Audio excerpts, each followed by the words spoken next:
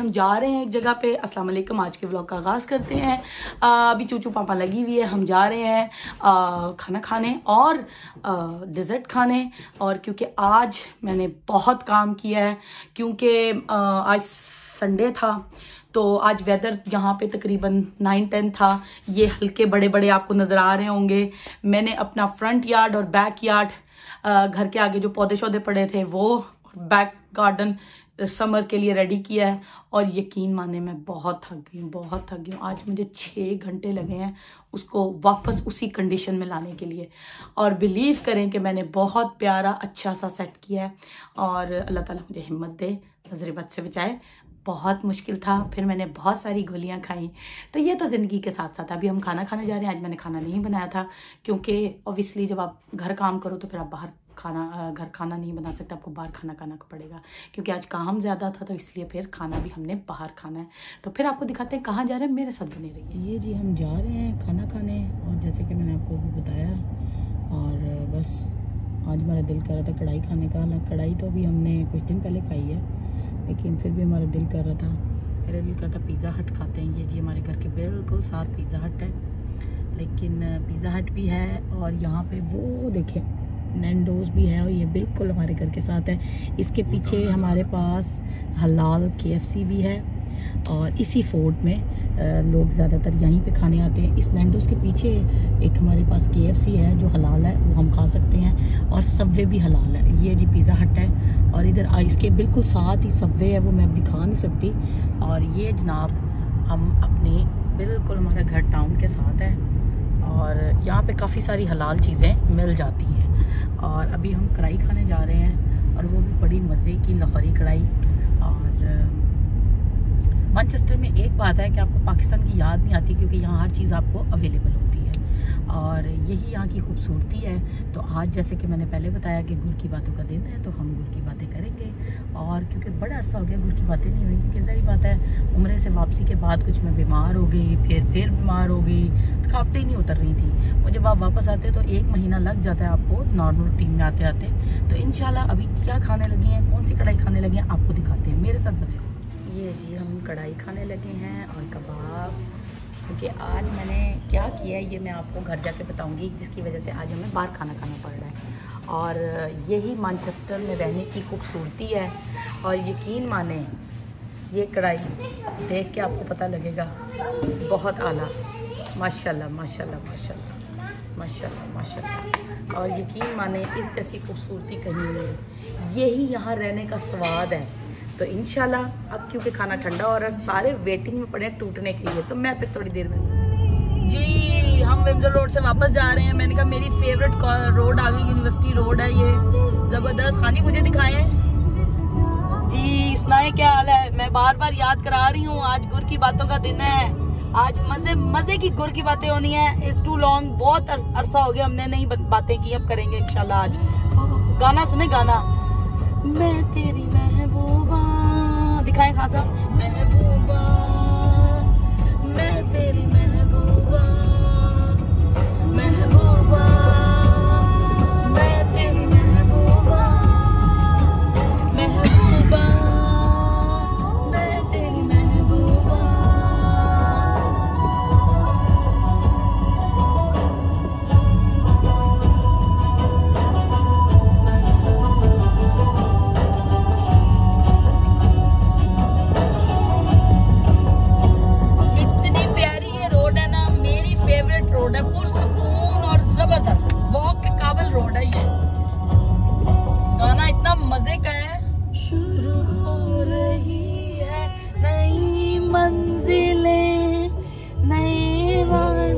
आगे मुझे भाई थोड़ा थोड़ा गाना मुझे भी भूल जाता है कभी कभी भूल जाता है।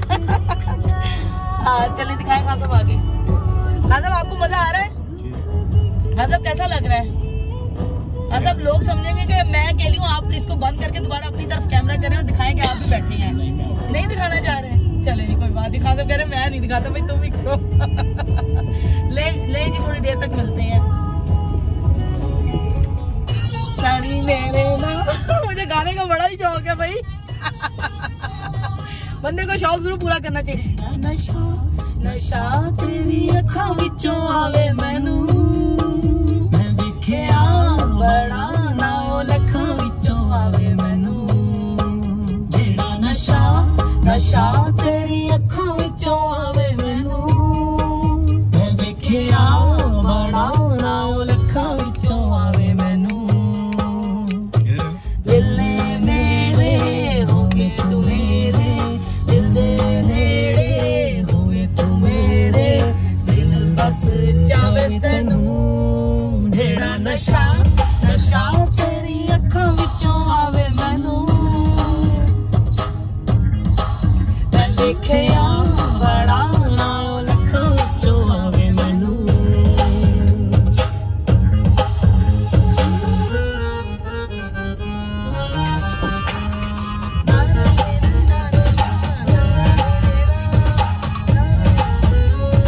ये बड़ी खतरनाक रोड है, इधर मुझे 3 दफा कैमरे फ्लैश हुए लोगों। ये भी एक स्टोरी है, मैं आपको चलते चलते सुनाती हूँ। हुआ क्या कि मैंने नया रूट बनाया, तो पता क्या हुआ, मैं रोज इधर से गुजर रही थी।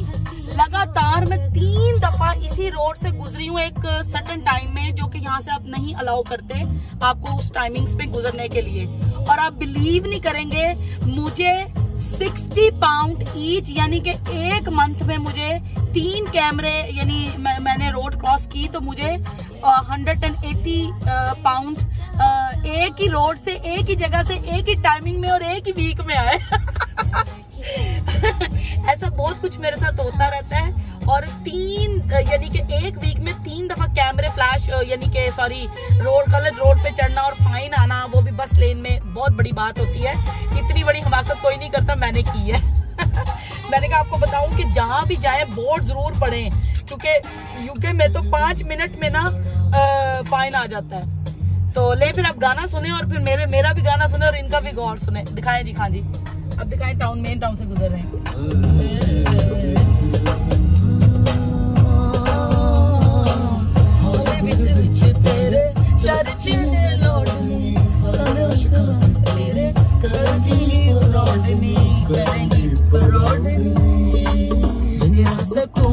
सकूं तेरी अखां विचों आवे मैनू मैं वेखिया बड़ा ना ओ लखां विचों आवे मैनू जेड़ा नशा नशा तेरी अखां विचों आवे मैनू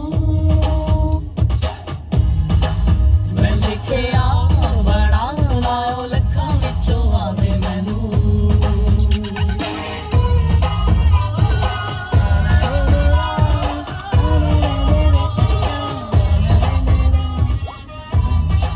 जब भी मैं इस रोड पे आती हूँ ना, मुझे ये बात बहुत खलती है कि मैंने 180 पाउंड 3 दिन के अंदर इसी रोड पे से गुजरने के same time, same week, same everything में मैंने पे किए हैं। और यकीन माने, ये ना खान साहब को पता चला, वो क्योंकि कैमरा जो फ्लैश होता है उसके एग्जैक्ट 1 वीक के बाद आपको लेटर आता है कि जी सॉरी कैमरा कह रही हूँ, बस लेन पे आप चढ़े हैं तो आपको 1 वीक के बाद लेटर आता है कि आपने ये पे करना फाइन, आप गलत रोड पे चढ़े हैं। तो आप बिलीव नहीं करेंगे कि मैंने 180 पाउंड जो दिए ना, मेरे दिल में दर्द हो गई। इससे तो बेहतर मैं कोई ब्रांड ही ले लेती, कोई चीज ले लेती, कोई जूते ब्रांडेड ले लेती। सीधे सीधे इनके गले में गए वो 180 पाउंड। और वो 3 ऊपर थले रोज आई जाते और आप कहते ये क्या तुमने कोई काउंटी के लिए इनके साथ कि 1 वीक आना है। ये 1 वीक में 3 आपको रोड चलान आना बहुत बड़ी बात होती है। और ये अल्हम्दुलिल्लाह आपकी बड़ी बहन कह लें, छोटी बहन कह लें, हमने ये किया है। तो इंशाल्लाह आपको एक दिन में 2 दफा एक और रोड पे भी पड़े थे जो हमजा को छोड़ने जा रही थी। नहीं, वो पता क्या था खान जी, वो था वो और थे खान साहब।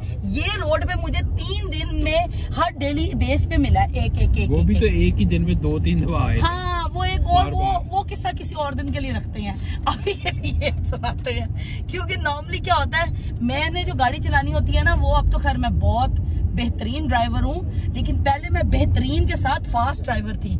और मजे की बात यह है कि कोई पता नहीं मानेगा कि नहीं मानेगा, आपकी बड़ी बहन किसी को जीतने नहीं देती थी। ये आपकी बहन में बहुत बड़ी खूबी है, क्योंकि उसकी वजह, एक बहुत बड़ी वजह यह है कि मैंने पाकिस्तान में, लाहौर में एक ऐसे एरिया में गाड़ी चलाई है जहाँ पे चलाना किसी के दादे परदादे का काम नहीं है। ले जी मेरा फेवरेट सॉन्ग आ गया, सुने ये भी साथ साथ।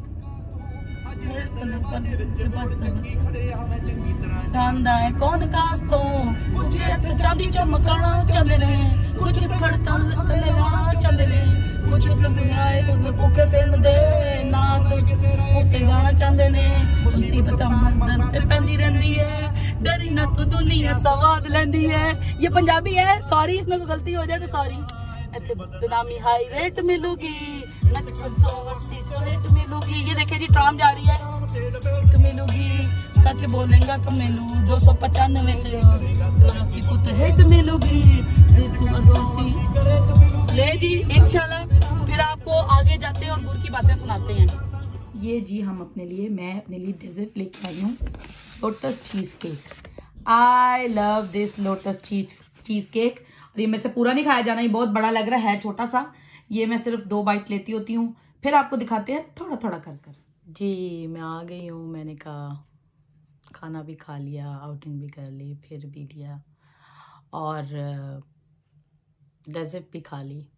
और मैंने कहा मैं फारिग होकर बैठ गई हूँ, सब अपने अपने कमरों में लेट गए हैं। चूचू पापा ख़त्म हो गई होगी, आपको पता लग गया होगा, सारे सुकून से बैठ गए। ये लकड़ों के घर होते हैं, यहाँ आवाज़ें आना एक नॉर्मल बात होती है। होते तो बाहर से ब्रिक के हैं, लेकिन अंदर जो इनकी होती है इन्होंने जो पार्टीशंस की होती हैं, वो इनकी वुड होती है, उसकी इन्होंने की होती है। तो बस वो पे जिसकी वजह से चूचू पापा लगी हुई होती है। तो जी 2 हफ्ते हो गए थे मैं वीडियो नहीं बना सक रही थी, व्लॉग नहीं बना सक रही थी, तबीयत नहीं ठीक थी, कुछ इशू थे। लेकिन अब कोशिश करूँगी कि कॉन्टीन्यूसली व्लॉगिंग करूँ। तो आज मैं बहुत टाइट थी, जिसकी वजह से बाहर से खाना खाना पड़ा मुझे। आज मैं बना नहीं सकती थी क्योंकि नॉर्मली मुझे इतना पसंद नहीं है बाहर का खाना। अगर मैं कभी खाऊं भी तो या मैं फताया या ग्रिल भी वो वाली नहीं, जैसे अरबी ग्रिल होती है वो, ये नहीं टिक्के कबाब नहीं, मतलब शौरमा जैसी ग्रिल होती है, चिकन के पीसेस होते हैं छोटे छोटे, तो वो हम खाते हैं नॉर्मली। या मैं कभी कढ़ाई खा लूँ। नॉर्मली ये बर्गर पिज़्ज़े मुझे को ख़ास इतने मतलब पसंद नहीं है। When I am young definitely उस वक़्त बहुत ज़्यादा मैं उफ़ अल्लाह तबाही सीन था। तो उसमें मेरे भाई ने बेचारा मेरे लिए लेके आता होता था, अल्लाह उसको ज़िंदगी दे। वो बेचारा मेरे लिए, क्योंकि मैं छोटी थी, तो वो फिर मेरे लिए वो सारे काम, वही बाहर से रोटी पानी जो मैंने खाना होता था, चॉकलेट कोई चीज़, वो ला के देता था। अल्लाह उनकी ज़िंदगी करे। तो बस ये कि मैंने कहा आज गुर की बातें करते, 2 वीक हो गए गुर की बातें ही नहीं की। अभी मैं देख रही थी यूके का हाल। अभी मैं एक कहानी सुन रही थी, तो मैंने कहा चले आपको सुनाते हैं। एक हमारा भाई है जानने वाला है, तो वो यूके शादी करके आया, 2-3 साल हो गए हैं। तो उसकी जहाँ शादी हुई है वो उनसे जॉब करता है बच्चा बेचारा, वो सारे पैसे पकड़ लेते हैं ससुराल वाले। तो मैंने कहा चले ये भी एक कहानी है। वो कहते ना कहानी सुनो मेरी ज़बानी सुनो, तो आपको कहानी सुनाते हैं, मेरी ज़बानी सुनाते हैं, क्योंकि यहाँ पे बहुत सारे ऐसे इश्यूज़ हैं बहुओं के और दामादों के। तो मैंने कहा चलो हर वक्त तो औरत मज़लूम नहीं होती ना, आदमी भी कहीं ना कहीं मज़लूम होता है। तो चलो आज दोनों तरफ की बात करते हैं और एक टॉपिक अच्छा सा डिस्कस करते हैं। आप बहू ब्याह के लाएं या दामाद ब्याह के लाएं, दोनों सूरतों में बन तो वो आपका बेटा बेटी जाते हैं।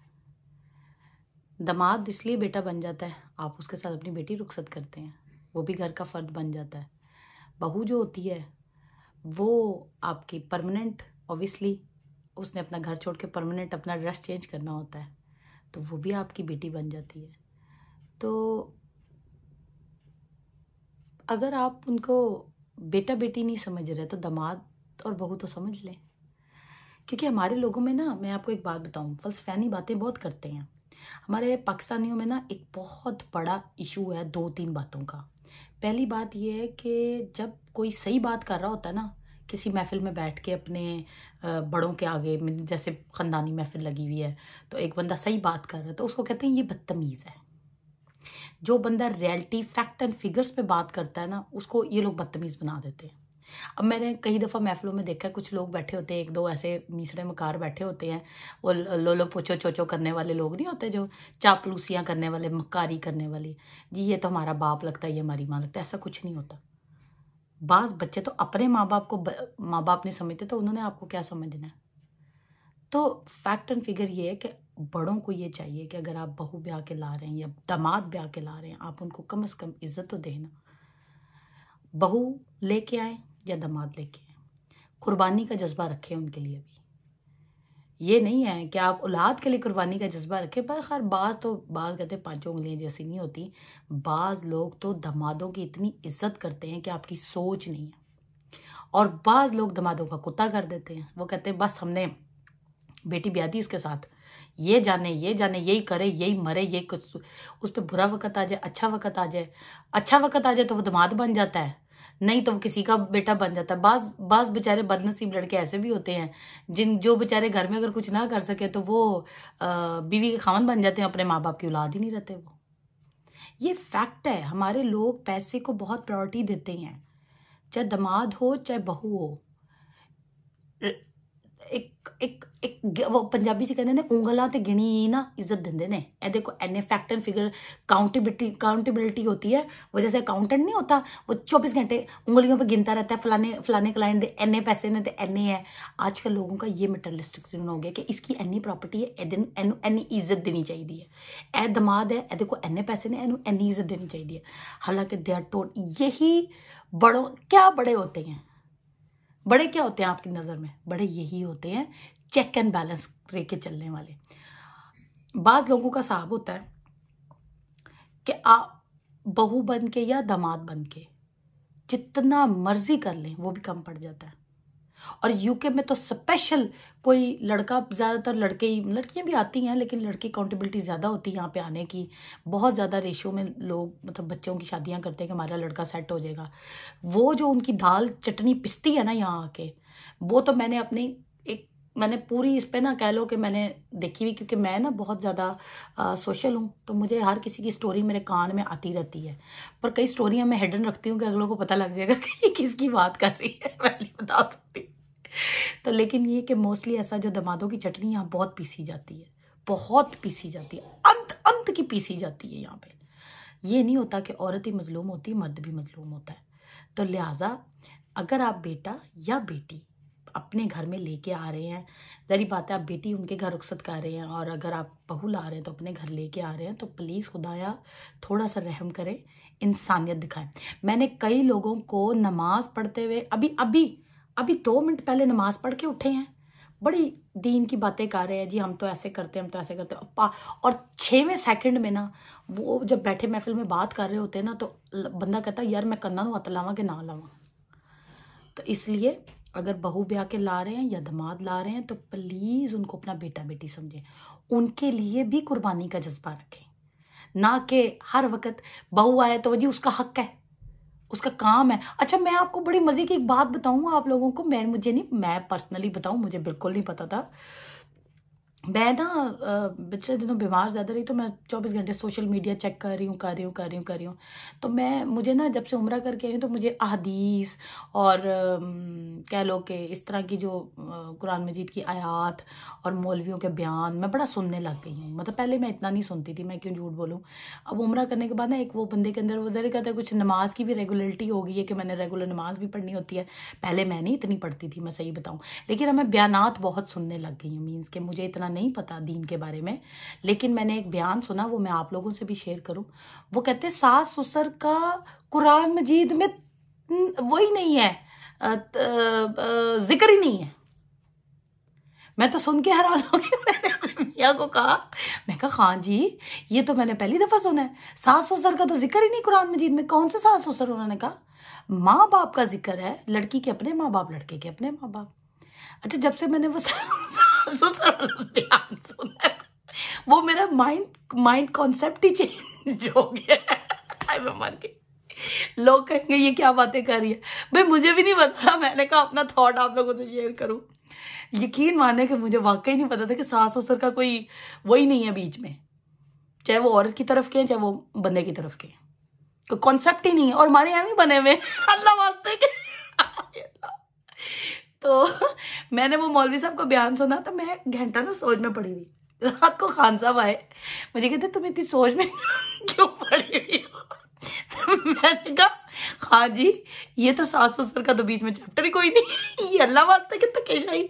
जैसे वो विलन के साथ एक उसका दोस्त होता है, विलन तो चलो विलन होता है, वो तो अपना काम कर रहा होता है, तो उसके साथ चार जो पीछे दो जो गुंडे पीछे खड़े होते हैं वो धक्केशाही को तो ये तो सास ससुर वो विलन हो गए कि बेटे के साथ बेटा तो विलन बनेगा ही बनेगा अपनी बीवी के लिए, तो वो दो पीछे जो गुंडे खड़े होते फालतू के लोग कहेंगे ये क्या पागलों वाली बातें कर रही है, लेकिन हकीकत है कुरान मजीद में तो सास ससुर का जिक्र ही कोई नहीं है। तो आप लोग कुरान मजीद को फॉलो कर रहे हैं कि हिंदुओं की बनाई हुई रस्मों को फॉलो कर रहे हैं? हम लोग कुरान मजीद, मेरा तो मानना है कि कुरान मजीद को, मैं किसी फिरके को किसी मौलवी को नहीं मानती, मैं सिर्फ कुरान मजीद की बात कर रही हूँ। मैं सिर्फ कुरान मजीद को मानती हूँ, मैं बाकी किसी को नहीं मानती। जो अल्लाह ने किताब जिसमें हमारी जिंदगी गुजारने का तरीकाकार बताया गया है, मैं बस उसको मानती हूँ। तो हर बंदे का अपनी रिस्पेक्ट है, अपना मजहब है, वो एक अलग बात है। लेकिन मैं बहुत स्ट्रेट फॉरवर्ड सही बात बता रही हूँ कि कुरान मजीद को फॉलो करें, और कुरान मजीद में कहीं सास ससुर का जिक्र ही कोई नहीं है, मजे की बात है। और वो जैसे वो होता है एक विलन होता है, उसके पीछे दो गुंडे खड़े होते हैं। तो प्लीज जो भी सास और ससुर ठीक है रिस्पेक्टेड होते हैं, मियाँ के माँ बाप होते हैं या वाइफ के माँ बाप होते हैं, बट मेरा आपको एग्जाम्पल अच्छा लगा होगा तो बताइएगा, शेयर कीजिएगा, कमेंट कीजिएगा। लेकिन जो भी दामाद और बहू लाएं उसकी रिस्पेक्ट करें और इज्जत दें। और आप कहेंगे इसमें अब मेरे पे शैतान आ रहा है और मैं हंसी जाऊँ तो इसी के साथ मैं बस ये कहना चाहूँगी, किसी के बेटे को जलील मत करें और अपनी बेटी को भी जलील मत करें, क्योंकि अगर उसका मियाँ जलील होगा तो वो खुद ब खुद जलील होगी। और अगर आप अपने बेटी को, अगर बहू को जलील करेंगे तो उनका बेटा ऑटोमेटिकली जलील होगा। मैं आपको एक बात बताती हूँ, कई लोग सोचते हैं कि हम मियाँ, जैसे शादी होती कपल, वो सोचते हैं कि जी मैं बीवी पे रोब रखूँगा, ये हो जाएगा, वो हो जाएगा, मेरे माँ बाप की इज्जत करेगी। एंड में पता क्या होता है एंड में ये होता है कि वही जो लड़का होता है ना, जो करवा रहा होता है, वो बेचारा खुद विक्टिमाइज्ड हो जाता है, वो खुद बेचारा उसी इस्तराब में आ जाता है। कहते होते हैं अगर आप अपनी बीवी का गाल आगे करोगे ना एक चपेड़ के लिए, तो आखिरत में 2 चपेड़े आपके मुंह पे आएंगी। इसी तरह अगर कोई औरत अपने खामद को जलील करवाती है ना किसी के हाथों, तो अगली बारी का वो खुद इंतजार करे, वो उसकी बारी होगी। इसलिए जो भी रिश्ता होता है वो रिस्पेक्ट का होता है। वो कुरान मजीद में कहा गया है कि मियाँ बीवी एक दूसरे का लिबास है, तो ये लिहाजा किसी को इजाज़त मत दें कि आपके बीच में कोई आए। तो इसी के साथ आज के व्लॉग का इख्तिताम करते हैं, मुझे इजाज़त दीजिए। और ज़िंदगी रही तो कल इंशाल्लाह एक नए दिन का आगाज़ करेंगे, एक नए दिन के साथ, एक नए कंटेंट के साथ और एक नई थीम के साथ, जो खाएंगे जो पकाएंगे। और कल शायद मैं आपको दिखाऊं मैंने आज क्या काम किया है, क्योंकि अभी रात हो चुकी है तो मैं आपको दिखा नहीं सकती, क्योंकि बहुत गंद था। मैंने जो सफाई की है ओ हो उसके पर भी हम बात करेंगे इंशाल्लाह, कल करेंगे। और जिसको मेरा चैनल पसंद आ रहा है वो सब्सक्राइब करें, शेयर करें, कमेंट करें। और इसी के साथ मुझे इजाज़त दीजिए। ज़िंदगी रही तो कल मिलेंगे। अल्लाह हाफिज़।